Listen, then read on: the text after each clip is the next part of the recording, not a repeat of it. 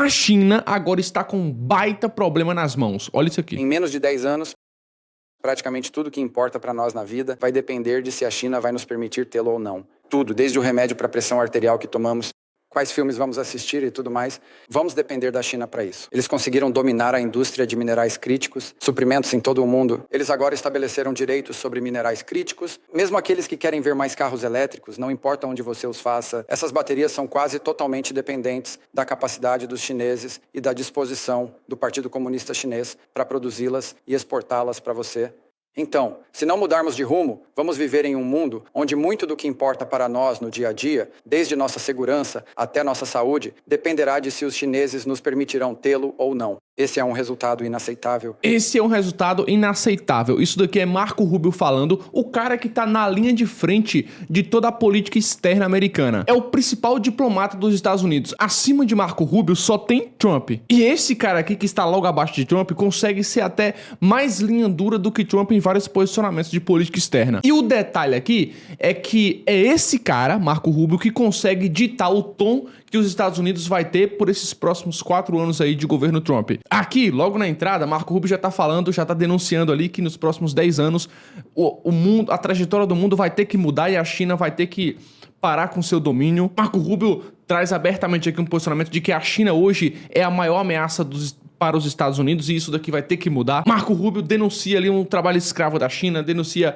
espionagem, uma manipulação econômica e ele falou que tá prestando atenção nisso e que vai entrar aqui agora com força total contra essas práticas chinesas. Marco Rubio falou que vai fazer tudo que tiver ao seu alcance para defender Taiwan, que Xi Jinping, o líder chinês, tem um projeto de reunificar Taiwan até 2027, ou seja, só tem 2 anos aí. E agora Marco Rubio deu uma declaração fortíssima de como ele pretende acabar com esse domínio chinês e você vai ter o prazer de assistir agora completo. Por isso que nesse momento é o melhor momento também para você se inscrever no canal e ativar as notificações, porque quando eu enviar um vídeo assim, você será notificado, vem logo se informar, ficar mais bem informado e consequentemente também mais inteligente. Agora fique com o vídeo. A República Popular da China é a cabeça do eixo de ditadores que estão desafiando os Estados Unidos hoje. Eles estão desafiando nossa liberdade, nossa segurança e o próprio modo de vida que temos. Pequim está diretamente envolvido em cada um dos problemas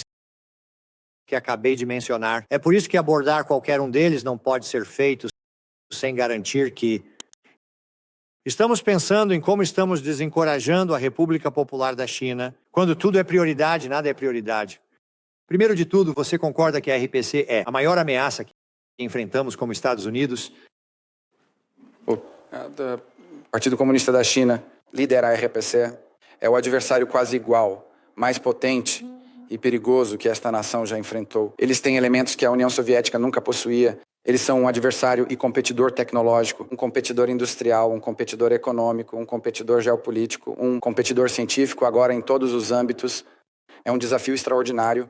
É um desafio que eu acredito que definirá o século XXI. Quando escreverem o livro sobre o século XXI, haverá alguns capítulos sobre o Putin, haverá alguns capítulos sobre alguns desses outros lugares, mas a maior parte desse livro sobre o século XXI não será apenas sobre a China, mas sobre a relação entre a China e os Estados Unidos. E para que direção isso foi? E eu acho que você está aludindo a isso em sua declaração. Eu sei que você pode ter outra pergunta. Eu não quero tomar todo o seu tempo, mas eu quero dizer isso. Os chineses acreditam que os Estados Unidos são uma grande potência em um declínio inevitável e que eles estão em uma ascensão inevitável. Agora, eles vão ser um país rico e poderoso e nós vamos ter que lidar com isso. O perigo é que, por causa de nossas próprias ações, em muitos casos, um desequilíbrio perigoso se estabelece nessa relação. Nós permitimos que eles por anos fingissem que eram alguns países em desenvolvimento, então deveríamos permitir que continuassem a trapacear no comércio e nas transações. Devemos permitir que eles continuem a se expandir. Eles mentiram sobre não militarizar e povoar cadeias de ilhas no Mar do Sul da China e coisas do tipo. Nós permitimos que eles por anos, antes de ficarmos sérios sobre isso, cometessem grotescas violações dos direitos humanos contra os muçulmanos uigures, como exemplo, uma das coisas mais horríveis que estão acontecendo no planeta. E por anos ninguém falou sobre isso, o que a propósito não tem apenas um componente de direitos humanos. Isso permite que eles usem trabalho escravo para produzir bens às custas do resto do mundo. Falar não apenas sobre uma crise humanitária horrível, mas também sobre uma prática comercial injusta. Nós permitimos que eles se safassem de certas coisas. E francamente os chineses fizeram o que qualquer país no mundo faria, dadas essas oportunidades. Eles tiraram proveito disso. E então eu acho que agora estamos lidando com as ramificações disso Eu concordo 100% com o que você disse, mas eu lembro você e lembro a todos, eu acho que quero fazer esse ponto, que muito do que precisamos fazer para confrontar a China está aqui em casa, não é apenas no exterior, também está aqui em casa. Precisamos reconstruir nossa capacidade industrial doméstica. Como você vai explicar isso para o americano médio? E precisamos dessa abordagem de sociedade de todos os tamanhos e, para o seu ponto, exatamente, que isso precisa começar aqui em casa. Então, para que as pessoas do meu estado, Nebraska, entendam e se unam a isso... Se continuarmos no caminho em que estamos agora, em menos de 10 anos, praticamente tudo que importa para nós na vida vai depender de se a China vai nos permitir tê-lo ou não. Tudo, desde o remédio para a pressão arterial que tomamos, quais filmes vamos assistir e tudo mais, vamos depender da China para isso. Eles conseguiram dominar a indústria de minerais críticos, suprimentos em todo o mundo. Eles agora estabeleceram direitos sobre minerais críticos. Mesmo aqueles que querem ver mais carros elétricos, não importa onde você os faça, essas baterias são quase totalmente dependentes da capacidade dos chineses e da disposição do Partido Comunista Chinês para produzi-las e exportá-las para você. Então, se não mudarmos de rumo, vamos viver em um mundo onde muito do que importa para nós no dia a dia, desde nossa segurança até nossa saúde, dependerá de se os chineses nos permitirão tê-lo ou não. Esse é um resultado inaceitável. Obrigado, senador Rubio. Sim, deixe-me apenas ressaltar que, em relação à Lei de Relações com Taiwan, acredito que em 2016 eu fui o principal patrocinador republicano na reautorização e revitalização dela. Eu acho que múltiplas ou consecutivas. As administrações presidenciais de ambos os partidos deixam claro que a política dos Estados Unidos em relação a Taiwan está encapsulada não apenas na Lei de Relações com Taiwan, mas nas 6 garantias que múltiplas administrações, incluindo a administração Trump e agora a administração Biden, deixaram claro em nossas políticas. Em relação ao seu segundo ponto sobre fóruns internacionais, a ASEAN é um ótimo exemplo de onde isso está sendo testado. No ano passado, na conferência deles, os chineses conseguiram impedir a participação de Taiwan, qualquer menção a Taiwan no memorando. E então, este ano, eles estão trabalhando muito para garantir que ninguém associado a Taiwan esteja em qualquer lugar perto disso. Então, este é mais um exemplo de como eles estão sendo excluídos. Eu também apontaria para o hemisfério ocidental. Eu sei que isso parece estar a meio mundo de distância, mas você entende essa questão? A maioria das nações na Terra que continuam a reconhecer e ter relações com Taiwan, a grande maioria delas, ou a pluralidade, está no hemisfério ocidental. Eles tomaram uma ação muito agressiva nos últimos 7, 8 anos para fazer esses países mudarem de lado. Eles conseguiram o Panamá para mudar de lado, então eles conseguiram que o Panamá convencesse a República Dominicana a mudar de lado. Eles miraram em várias outras nações na Nicarágua, mais recentemente, para mudar de lado. É importante mantermos em mente, tornarmos uma prioridade. E eu também acho importante reconhecer os aliados na região, como o Paraguai, que não mudaram de lado, e outros que se mantiveram firmes nesse aspecto, sobre a estratégia do porquinho. Porque eu sei que pode parecer estranho para as pessoas, ou se alguém estiver assistindo isso, eu sei quais são as classificações, mas espero que não sejam altas. Mas deixe-me apenas dizer que, quando falamos da estratégia do porquinho, o que isso realmente significa é que você quer tornar o custo de invadir Taiwan maior do que o benefício. Queremos desencorajar isso por parte dos chineses, acreditando que sim, eles poderiam, em última análise, vencer uma invasão de Taiwan, mas o preço seria alto demais para pagar. É basicamente uma dissuasão. E eu acho que isso é fundamental, não apenas para defender Taiwan, mas se você ouvir Xi Jinping, e é importante quando você o escuta, e eu digo ouça, leia, não leia a tradução em inglês que eles publicam, porque a tradução em inglês nunca está certa. Você tem que ler a tradução real do que eles realmente disseram em sua língua nativa. O que eles estão basicamente dizendo é que essa é uma questão fundamental e definidora para Xi Jinping pessoalmente. E, como resultado, eu acho que precisamos entender que, a menos que algo dramático mude, como um equilíbrio onde eles concluam que os custos de intervir em Taiwan são altos demais, teremos que lidar com isso antes do final desta década. E assim, apoio forte a estratégia do porco-espinho. E eu conheço pessoas em Taiwan. Eu só não gosto de dizer porco-espinho, mas sim. Sabe, quando eu fui a Taiwan em novembro e me encontrei com o presidente e outros líderes, eles estão extremamente nervosos agora. E parte da razão pela qual eles estão nervosos é que estão preocupados com como as coisas se desenrolam na Ucrânia. Isso pode criar um incentivo para a China, e eu entendo o seu ponto.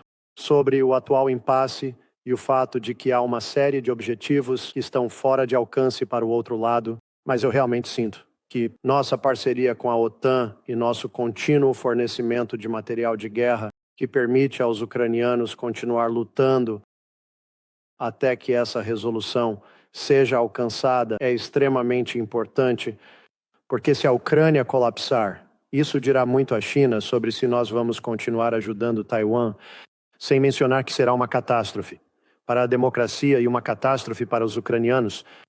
Eu não sei se você compartilha dessa opinião. Bem, eu acho que, primeiro de tudo, nosso objetivo, como o presidente Trump declarou, é que ele quer que as mortes parem, ele quer que os assassinatos parem. Então, é muito difícil chegar a um acordo ou a um entendimento que comece com um cessar-fogo e termine com a paz. Acordo, a menos que ambos os lados tenham alguma alavancagem. Agora, há alguma alavancagem que existe além das capacidades militares também. Temos um número significativo de sanções sobre a Federação Russa e elas continuam a crescer e se expandir. E outras nações também fazem o mesmo. E isso terá que ser parte dessa conversa em termos de trazer uma resolução pacífica e então há a questão da segurança e estabilidade a longo prazo da Ucrânia.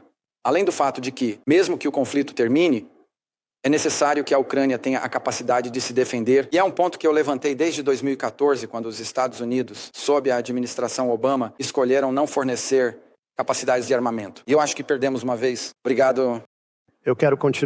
Vou continuar aqui com algumas outras perguntas. Uma das coisas que a China está fazendo é estar profundamente envolvida na repressão transnacional, o que significa ameaçar pessoas aqui nos Estados Unidos de que elas vão desaparecer ou serem mortas ou prejudicar os membros da família deles de volta na China se eles exercerem seus direitos de liberdade. E também estão buscando repatriar uigures que escaparam da China. E neste momento há 48 uigures que estão na Tailândia. E a Tailândia está prestes a repatriá-los de volta para a China. Você fará lobby para que a Tailândia não envie esses uigures de volta ao horror que eles enfrentarão se eles forem retornados.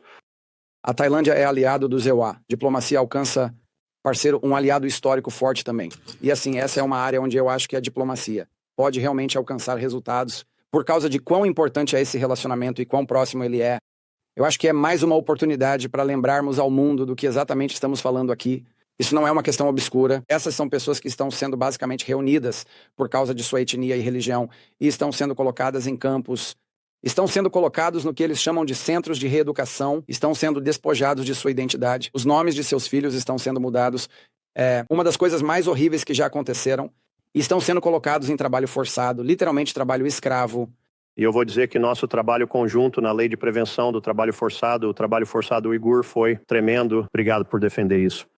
Estou incentivando outras nações, incluindo o Canadá, o México e a Europa, a seguir a estratégia de presunção refutável que colocamos naquela lei, porque agora, se os produtos do trabalho escravo, produtos do trabalho escravo da China são rejeitados aqui, eles são enviados para o Canadá e precisamos expandir isso. Quero passar para outro ponto. Nossas empresas enfrentam na China, muitas vezes, a exigência de parcerias ou localização, ou quais produtos podem produzir, ou o roubo de sua propriedade intelectual. Enquanto isso, estamos ajudando a economia deles, ao sermos um grande fornecedor de gás fóssil, GNL, para a China. Devemos estar fortalecendo a economia chinesa ao enviando-os GNL. Bem, eu acho que esse é um bom ponto a ser levantado nesse sentido, porque eu vou te dizer, essa é uma das coisas que vai ter que ser discutida no relacionamento mais amplo com a China. E isso é uma das coisas que realmente exportamos para a China. Eles importam muito dessa forma. Uma das poucas coisas que exportamos em grande capacidade, são esses contratos de longo prazo que estão vinculados diretamente à China ou através de terceiros.